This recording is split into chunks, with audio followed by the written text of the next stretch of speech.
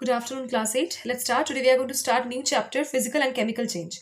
Now, change is a universal phenomenon. Almost all substances undergo change.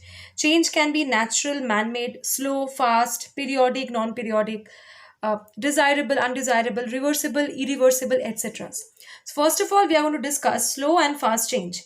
Changes that take longer time to complete are called slow changes. Okay. For example, rusting of iron, change of seasons, formation of curd from milk, child growing into an adult, formation of fossil fuels from dead plants and animals, etc. Changes that take place in a very short interval of time are called fast changes. Example, bursting of a cracker, lighting of an electric bulb, switching on a fan, blinking of eyes, cutting an apple, etc. Natural and man made changes. Some changes take place in nature by themselves, which are called natural changes. Example, change of day and night, growing of a tree, earthquakes, eruption of volcanoes, etc. Any change that occurs due to the efforts of human beings is called man made change. Example, cooking of food, formation of steel from iron, brass from copper and zinc, jewelry from gold, etc. Next, we have periodic and non-periodic change. Changes that are repeated at regular intervals of time are called periodic changes. Examples, change of day and night, change of seasons, etc.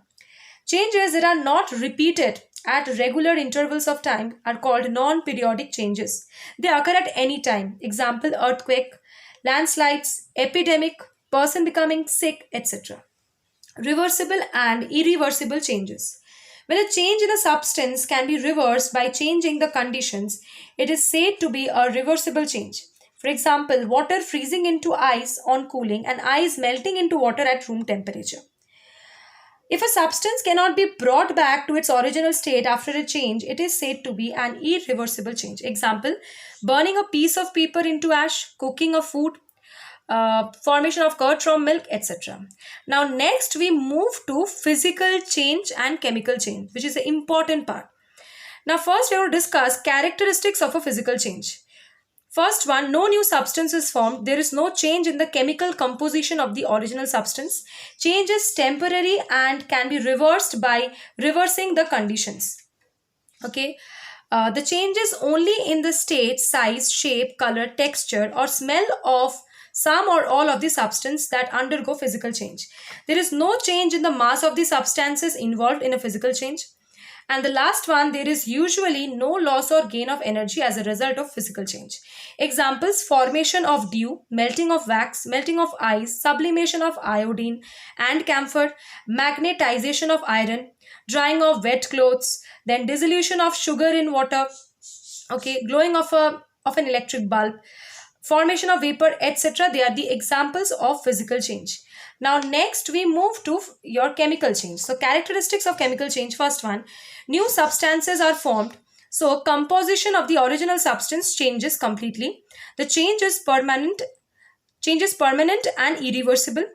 There is change in mass of the original substance, but the total mass of this system, the total mass remains same. Okay, there is change in the mass of the substance undergoing the chemical change. Overall mass of the reaction remains fixed. Last one, there is an exchange of energy during chemical change, which means that heat and light may be released or absorbed. Okay, examples, we can say your cooking food, respiration, digestion, then formation of curd from milk, rusting of iron, etc. Now, last we will be discussing that burning of a candle is an example in which both physical and chemical change take place simultaneously. When a candle is lighted, some of the solid wax first melts and turns into liquid. Then it burns to produce a flame. New substances, carbon dioxide and water vapor are formed along with evolution of light and heat energy. So this shows that it's a chemical change. When some of the molten wax drops on the floor, it again solidifies, which shows a physical change. So basically burning of a candle, both physical and chemical change. So this is all about this chapter. So thank you, class 8.